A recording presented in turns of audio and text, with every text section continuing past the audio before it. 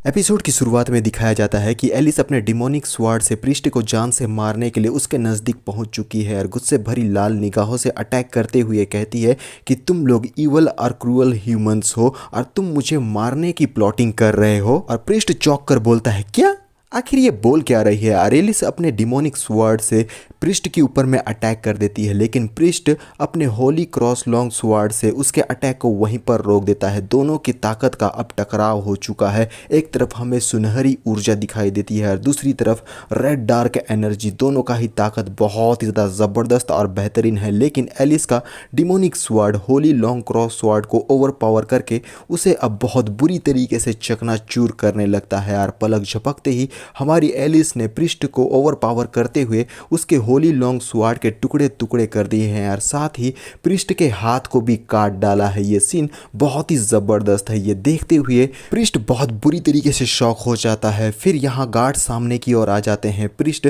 अपने कटे हुए हाथ के खून के बहाव को रोकते हुए कहता है, ये कैसे हो सकता है? आखिर इसके स्वॉर्डमैनशिप का एग्जैक्टली लेवल है क्या? ये तो सिर्फ किंगडम ऑफ स्वॉर्ड के रेनहार्ड्स ही अचीव कर सकते हैं। एक सोल्जर कहता है कि प्रीस्ट आप सतर्क रहिए और अपने आप को संभालिए। डिमोनिक एलिस कहती है कि मेरा जन्म बैटलफील्ड के अंदर हुआ, मैं नरसंहार करती हुई बड़ी हुई हूँ। इंसानियत जो युद्ध से डरती है, मैंने कई सेंचुरीज तक उनके ऊपर में रूल किया। तुम्हारी हिम्मत कैसी हुई जो कुछ दशकों से इस दुनिया में जिंदा है, वो मेरे स्वॉर्डमैनशिप का कंपैरिजन अपने लोगों के साथ में कर रहे हो? ये मेरी इंसल्ट है जो मैं बिल्कुल भी बर्दाश्त नहीं करूंगी। और गुस्से में आकर बड़ी ही तेजी की रफ्तार से अटैक करने के लिए आगे की ओर में बढ़ चुकी है। सारे के सारे सोल्जर्स भी अपने लंबे लंबे पावरफुल बड़े बड़े स्वार्ड को लेकर एलिस का सामना करने के लिए तैयार होकर कहने लगते हैं कि प्रीस्ट आप जल्दी से यहाँ पर से निकल जाइए, हम इसे यहीं पर रोकते हैं। लेकिन एलिस किसी की कहाँ सुनने वाली है। वो तो सीधा आगे बढ़ चुकी है कि इन सारे लोगों का एक ही बार में खात्मा कर दे। फिर हम लोगों को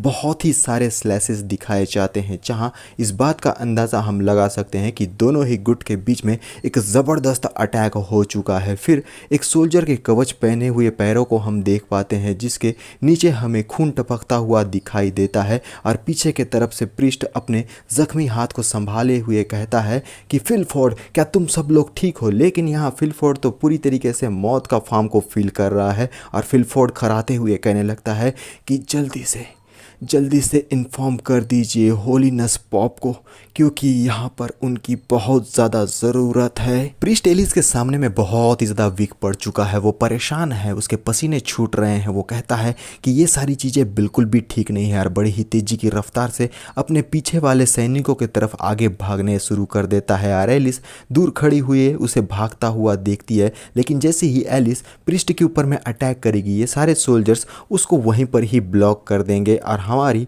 एलिस की स्पिरिट आकर कहने लगती है, वो प्रीस्ट इस जगह को छोड़कर भागना चाहता है, हम ऐसा करने उसे बिल्कुल भी नहीं दे सकते। और डिमोनिक एलिस कहने लगती है कि एक मिनट रुको, तो तुम्हारे कहने का मतलब है कि वो पॉप इस जगह पर आने वाला है, लेकिन हमारी ताकत उसका बिल्कुल भी मैच नहीं कर पाएगी। लिन म्यूटेंट गॉब्लिन गॉब्लिन बर्जक और इफ्रिया चारों ही इस जगह पर एंट्री देते हैं। और लिन आते हुए कहता है कि एलिस उसे चेस करना बंद करो। क्या तुम उस बंदे को ओवर पावर कर सकती हो? तुम्हारी जो बॉडी है वो ऑलरेडी बहुत ज्यादा एग्जॉस्ट हो चुकी है, उसे ट्रीटमेंट की बहुत ज्यादा जरूरत है। एलिस और डिमोनिक एलिस दोनों ही पीछे मुड़कर लिन और उसके साथियों को आता हुआ देखती है। और डिमोनिक एलिस कहती है कि तुम चिंता मत करो, जैसे ही ये वॉर खत्म हो जाएगा उसके बाद बहुत सारे ऐसे लोग हैं जिनके साथ हम लोगों को डील करना है। हो सकता है कि वो लोग और भी ज्यादा ताकतवर और खतरनाक हो, तो क्या उस वक्त भी हम अपना पीठ दिखा देंगे? और स्पिरिट एलिस कहती है कि जो ये बात बोल रहा है उसमें दम तो है, क्योंकि पॉप अभी तक बैटल में इन्वॉल्व नहीं हुआ है और उसका स्ट्रेंथ तो अलग ही लेवल पर मौजूद है। यार लिन सीरियस लुक में कहता है कि पोप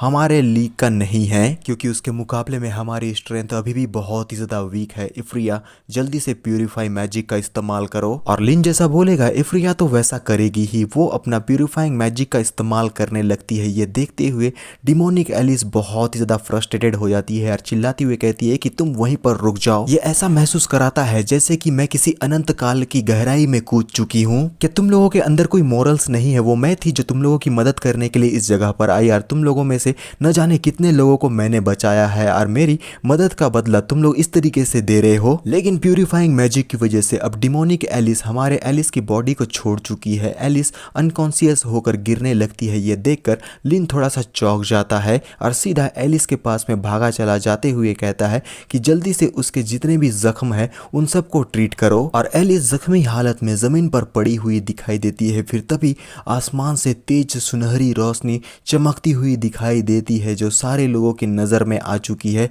इस रोशनी को देखने के बाद सारे लोग बहुत बुरी तरीके से शॉक हो जाते हैं। वहीं इफ्रिया हमारी एलिस का ट्रीटमेंट करने लगती है क्योंकि एलिस अनकॉन्शियस हो चुकी है और उसे हमारा लिन पकड़े हुए है। और सामने का नज़ारा देखते हुए हमारा लिन कहने लगता है कि अगर मैं गलत नहीं हूँ तो ये वही है। और हमारी एलिस जो अब होश में आ चुकी है अपनी आंखों को खोले हुए कहती है ये वर्ल्ड मैजिक है हेवन डिसेंडेंट्स का। दूसरी तरफ का सीन दिखाया जाता है जहां पर बहुत सारे प्रिस्ट ने चारों तरफ से बोन किंग के इस क्रीचर को घेर रखा हुआ है और उसके ऊपर में हेवन डिसेंडेंट का अटैक कर रहे हैं। और ये क्रीचर बहुत ही ज़्यादा स्ट्रगल करता हुआ दिखाई देता है और इस सुनहरी रोशनी की वजह से बहुत सारे जो गॉब्लिन्स है उनकी हालत बहुत बुरी तरीके से ख़राब होने लगती है। वो लोग लिन से मदद की गुहार लगाने लगते हैं। वो बताते हैं कि उन लोगों को बहुत ही ज़्यादा पेन कर रहा है। इस नज़ारे को देखने के बाद लिन थोड़ा सा परेशान हो जाता है। वहीं दूसरी तरफ ये जो सोल्जर्स है अपने स्वार्ड को लिए हुए गॉब्लिन्स के ऊपर में अटैक करके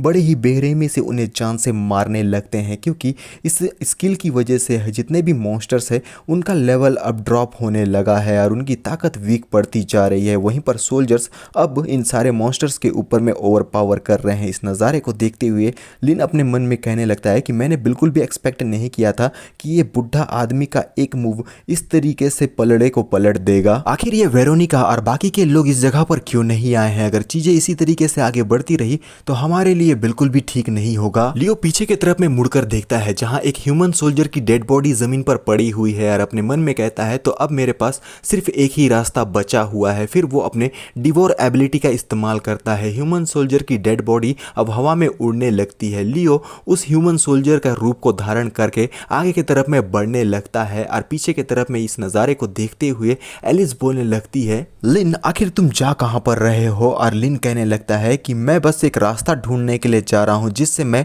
उस बुढ़े आदमी से डील कर सकूं। तुम सब लोग इसी जगह पर रुको और देखो कि यहाँ पर क्या क्या हो रहा है। मुझे बिल्कुल भी निराश मत करना। यहाँ पे शायद पोप ने अपना अपीयरेंस दे दिया है। यहाँ एक दो पंखों के बीच में आग दिखाई जाती है और उसके नीचे में एक टेम्पल है। शायद पोप ने अपनी एबिलिटी का इस्तेमाल कर दिया है और ये सबसे स्ट्रॉन्गेस्ट अटैक हो सकता है इन सारे मॉन्स्टर्स के अगेंस्ट में। और ये सचमुच में पोप है जो हवा में उड़ रहा है। उसके चारों तरफ पत्थर भी उड़ रहे हैं और जितने भी सोल्जर्स और नन हैं वो एक टक लगाए हुए पोप को देखे जा रहे हैं जो अपना बहुत ही स्ट्रॉन्ग एबिलिटी का इस्तेमाल करके इन सारे मॉन्स्टर्स के ऊपर में हावी पड़ रहा है। तो ये है हमारा पोप जिसका नाम है डगलस। लेवल है 100, रेस है human, class holy pope, title supreme of faith, below the gods, light of the world, HP है 3800, स्ट्रेंथ है 1300, डिफेंस है 1900, skill heavens descent, collapse of all realm, final judgement, light blessing ascension, equipment cross cloth,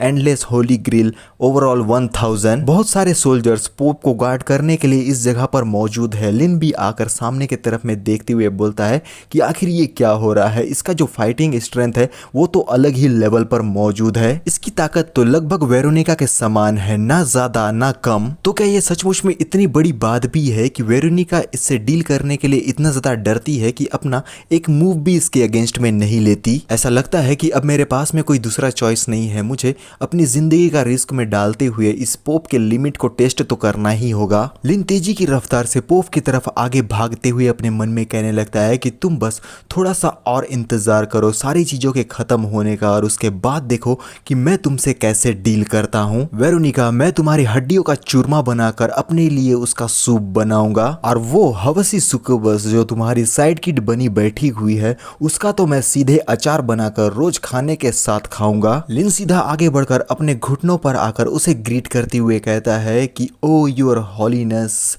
मैं आपको कुछ बातें report करने के लिए आया हूं जो बहुत ही ज्यादा इंपॉर्टेंट है। लेकिन लिन के सामने में ये बड़े बड़े बुबरे मौन वाली महिला आकर कहने लगती है कि इतनी जल्दबाजी बिल्कुल ठीक नहीं होती, तुम आराम से बातें कर सकते हो। लिन अपने सर को उठाकर नन को देखते हुए अपने मन में कहता है कि आखिर इस नन के साथ में प्रॉब्लम क्या है। इसका प्रिस्टीन वाइट रॉब मुझे कुछ अलग ही तरीके की चीज़ों को करने के लिए उत्साहित कर रहा है। तुम लोगों को तो पता ही होगा हमारा लिन थोड़ा सा हवसी भी है। मोरल ऑफ द स्टोरी ये है कि लिन इस नन के साथ में कर्मकांड करने के लिए बहुत ज़्यादा एक्साइटेड हो चुका है अपने मन में, लेकिन फिर वो अपने मन को मारते हुए कहता है कि नहीं नहीं, सबसे पहले मुझे अपने रियल टास्क को कंप्लीट करने में फोकस करना होगा क्योंकि यही हमारे लिए बेटर है। लिन अपने हाथ को पीछे करके रिंग को समन कर लेता है यार। मन में कहता है कि अब हम लोगों को बस एक अपॉर्चुनिटी का इंतजार है कि मैं अपने स्पेयर ऑफ जूस से पोप के ऊपर में एक ऐसा अटैक करूं जिससे उसे बहुत बुरी तरीके से इंजरी हो जाए, जिसके बाद हमारे जीतने की संभावना और भी ज्यादा बढ़ जाएगी। लेकिन पोप को इस चीज का अंदाजा हो जाता है। वो